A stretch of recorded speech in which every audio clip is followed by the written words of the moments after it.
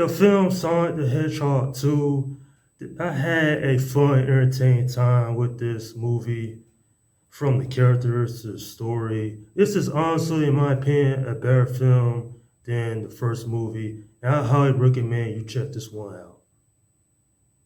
I'm glad this movie had met my expectations because for a long time, video game movies were laughed upon for being awfully bad. I know this personally myself. I've seen a lot of horrible video game movies over the years, but this one, it was quite enjoyable. So the story of this film is Sonic, he's living his best life. And well, Tails show up and he warns him that there is an item called the Master Emerald. It grants ultimate power. And so Dr. Robotnik and Knuckles, they team up to try to get to the Emerald. And it's up to Sonic and Tails to prevent the Emerald from falling into their hands. And from there, you have an entertaining movie. I had a great time with this film. Idris Elba, who had voiced Knuckles, he did an amazing job. He's like one of the best parts of the film.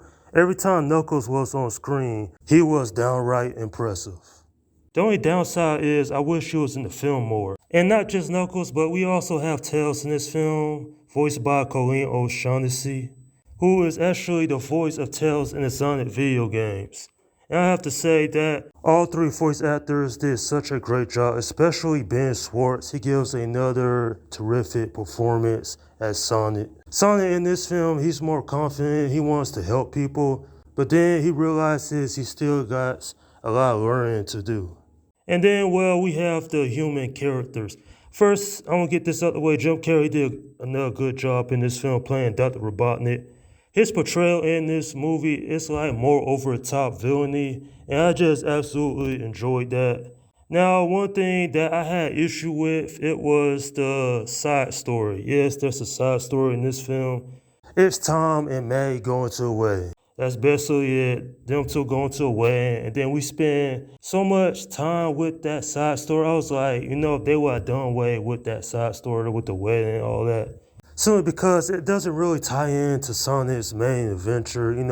Sonic and Tails, Dr. Robotnik and Knuckles trying to get to the Master Emerald. It kind of does fit a little bit towards the end of the movie. And I will say this side story is not awful, but it is certainly the weakest part of the film, and it at least provides some laughs. And speaking of which, I had laughs all throughout this movie. This film is very funny. The jokes are well done. At the end of the day, though, this is a film I had a fun and entertaining time with, and it is now one of my favorite video game films. I am glad the characters of Knuckles and Tails were respected because that's what I always say about video game movies: respect the source material. Because with that, you can tell some very good stories. And speaking of which, there is a mid-credit scene. This is no spoilers, but it leads into an interesting direction for the third Sonic film. And not just that though, but this feels more a video game movie than the first Sonic film ever did. Now, don't get me wrong, I enjoyed the first Sonic movie. I think it's very decent for what it is, but I always confused of why it was a road trip film where Sonic could just, super speeding guys. Well, y'all know the story of the first film. And so basically, this movie is so much better with the action, the music, the voice cast. Tails was good, and Knuckles was great. Some good characterization there.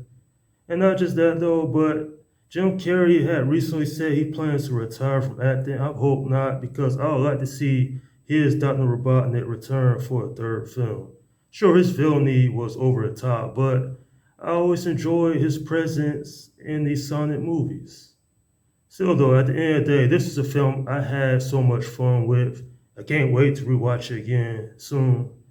And not just that, but this is a video game film that not only, like I mentioned before, respects the source material, but also gets a lot of things right.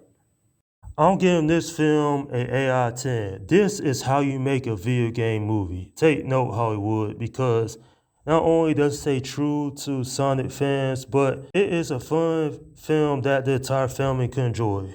Kids will love this film, adults will appreciate it. And this honestly is one of those video game movies you can have a lot of fun with.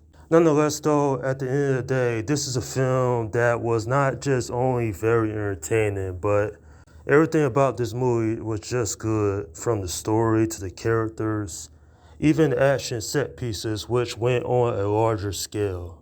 This is a film that I would recommend to anybody, especially if they're a huge Sonic fan.